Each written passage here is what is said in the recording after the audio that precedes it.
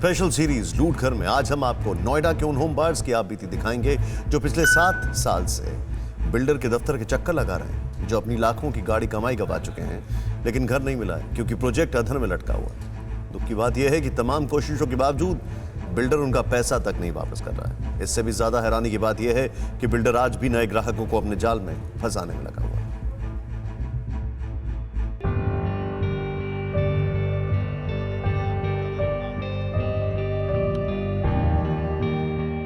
सालों से बन रही इस इमारत की तरफ देखते ये लोग वो होम बायर्स हैं जिन्होंने कभी यहाँ एक आशियाने का सपना देखा था, लेकिन इंतजार है कि खत्म होने का नाम ही नहीं लेता। बिल्डर ने जिस घर की चाबी उन्हें 2017 में देने का भरोसा दिया था, उसका अब कोई भविष्य नजर नहीं आता।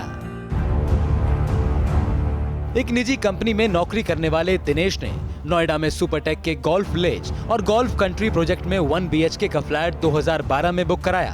फ्लैट की कीमत 23 लाख रुपए थी।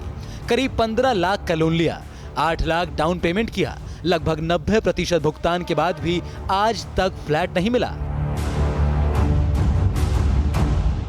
लिहाजा दिनेश 12,000 रुपये देकर किराए के मकान में रहते हैं, साथ में फ्लैट के लिए 16,000 की किश्त भी भरते हैं। बिल्डर ने निर्माण रोक दिया है। पूछने पर हर बार 6 से 8 महीनों की नई तारीख दी जाती है। रियल स्टेट रेगुलेटरी अथॉरिटी से लेकर इकोनॉमिक ऑफेंसेस विंग तक हर जगह शिकायत कर ले, लेकिन सारे महकमे कान में तेल डालकर सो चुके हैं। कि बिल्डर के ऑफिस में तो ये लोग सिर्फ CRM टीम बाहर बैठा देते हैं, सोफे पे बैठा देते हैं और उसके बाद CRM टीम के किसी एक नॉर्मल मुलाजिम से ये लोग बात करवाते हैं। किसी भी अधिकारी से हम लोग को मिलने नहीं देते और उनकी तरफ से कोई एश्योरेंस नहीं है, कोई कम्युनिकेशन नहीं है, बस पैसा लिया हुआ है। और अब इस वक्त मैं एक ऐसे प्रॉपर्टी के लिए लोन भर रहा हूँ, ऐसे लोन पे मैं EMI भर रहा हूँ जिसकी प्रॉपर्टी बनेगी या नहीं बनेगी इसका कुछ पता नहीं है। बिल्डर डिले कर रहा है बार बार प्रोजेक्ट को, और 6-6 महीने कहते हैं। जब भी आते हैं हम 6 महीने राउंड पे कि और 6 महीने लगेगा और 6 महीने लगेगा, लेकिन नहीं डिलीवर हो रहा। दिल्ली के अशोक की हिम्मत अब जवाब दे चुकी है। 690 स्क्वायर फीट का फ्लैट 23 लाख रुपए में बुक कराया।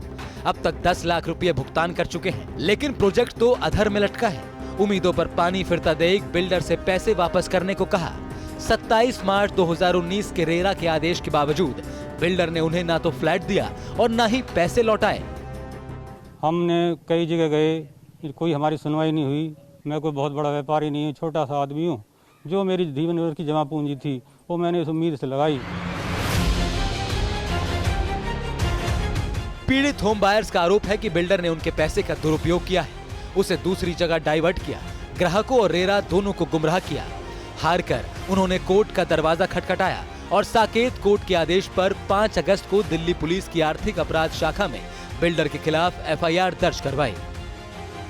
जो हमारी प्राइमरी ग्रीवियंस रही, जिसके कारण हमने ये क्रिमिनल केस फाइल किया सुपरटेक के अगेंस्ट, वो यही था कि जो बायर्स का पैसा है वो डाइवर्ट कर दिया गया है कंपनी से दूसरी ग्रुप कंपनीज के नाम पे या किसी डायरेक्टर्स के नाम पे।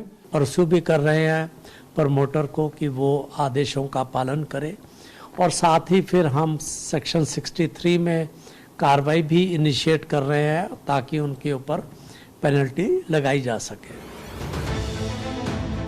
TV9 भारतवर्ष ने सुपरटेक के चेयरमैन से उनका पक्ष जाना तो उन्होंने बायर्स के आरोपों को खारिज कर दिया। समय पर प्रोजेक्ट्स को पूरा न करने का पूरा ठीकरा प्राधिकरण पर फोड़ दिया।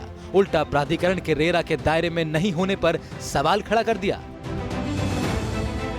अथॉरिटी की वजह से प्रोजेक्ट डिले हुआ। अथॉरिटी को भी उसी एम्बिट में लेके आना चाहिए कि रेस्पॉन्सिबल बनाना चाहिए, जहां पर बायर और डेवलपर की रेस्पॉन्सिबिलिटी होती है, उसी तरह से अथॉरिटी की रेस्पॉन्सिबिलिटी भी लैंड की पोजीशन को लेकर, लैंड की लीगल राइट को लेकर उसकी जिम्मेदारी लगाई जानी बहुत आवश्यक है। अपने आशियाने का सपना देख रहे इन लोगों का इंतजार तो लंबा हो ही रहा है, ऊपर से इनके ऊपर दोहरी मार भी है। एक तरफ लोन पर भारी भरकम EMI तो दूसरी तरफ मकान का किराया। इस सब के बावजूद अगर इन्हें कुछ मिल रहा है तो वो है सिर्फ तारीख पर तारीख। TV9 भारतवर्ष से बातचीत में सुपरटेक के चेयरमैन ने दावा किया कि उनके प्रोजेक्ट 70 से 80% तक पूरे हो चुके हैं। लॉकडाउन के बाद दोबारा काम में तेजी आ चुकी है। अगले साल मार्च या अप्रैल तक लोगों को उनका घर मिल जाएगा। लेकिन हैरानी की बात तो ये है कि एक तरफ तो बिल्डर घरों की डिलीवरी में 3 साल से ऊपर की देरी कर चुके हैं, होम बायर्स को हताश कर चुके हैं। और दूसरी तरफ धड़ल्ले से इस प्रोजेक्ट के लिए बुकिंग भी जारी है। खुफिया कैमरे के साथ TV9 भारतवर्ष की एक टीम सुपरटेक के इस प्रोजेक्ट साइट पर पहुंची तो देखिए वहां मौजूद मैनेजर कैसे उन्हें रेट कार्ड दिखाने लगा। तो हमारा जो रेट है वैसे दिखाने के लिए तो है 2090 का रेट 2090, बट अदर चार्जेस लगा के ये जैसे club membership lease, external development charge, cover parking, ये सब हम ऐड कर लेते हैं तो 650 रुपये इसमें और ऐड हो जाते हैं। 600 रुपये ऐड हो गया, मतलब 2600 हो गया, बस इसका पोजीशन कम मिल जाएगा। पोजीशन जो मिल जाएगा हम आपको मैक्सिमम मई 2021 का टाइम देंगे। अगर ये ना होना चाहिए जैसा वो हो रहा ना, फिर जब बुक कराते हैं लोग और फ्लैट के लिए परेशान हो गए। नहीं ले ना, हमारे साथ तो ले देखो टावर पूरा तो हो गया, पूरा टावर बना और टाइल लगेगी इसमें जो पहले वाला, तो इसमें कितना टाइम लगेगा ये बता रहे मार्च का, हम मई को बता रहे हैं और 3 महीने बाद। सुना आपने, भरोसा भरोसा और भरोसा। मैनेजर से लेकर बिल्डर तक हर कोई होम बायर्स को सिर्फ भरोसा ही दे रहा है, लेकिन इंतजार की भी कोई हद होती है। सवाल यह है कि समय पर फ्लैट नहीं देने के बावजूद नई बुकिंग पर रोक क्यों नहीं लगाई जाती? बिल्डर्स को नए ग्राहक फंसाने की आजादी क्यों मिली रहती है? हो सकता है कि अगर नई बुकिंग पर रोक लगाई जाए तो बिल्डर्स पर तय वक्त में प्रोजेक्ट पूरा करने का दबाव बने और होम बायर्स को लंबा इंतजार ना करना पड़े। वो जो बिल्डर अभी इतनी साफगोई से झूठ बोल रहे थे, क्या उनके पास इस बात का जवाब है कि नोएडा अथॉरिटी को उन्हें कितने हजार करोड़ चुकाने हैं? वैसे अब जवाब उनको देना चाहिए कि ऐसे बिल्डर बाहर क्यों है, जेल के अंदर क्यों है। न्यूज़ टॉप 9 रोज सुबह 7 बजे और शाम 7 बजे सिर्फ TV9 भारतवर्ष पर।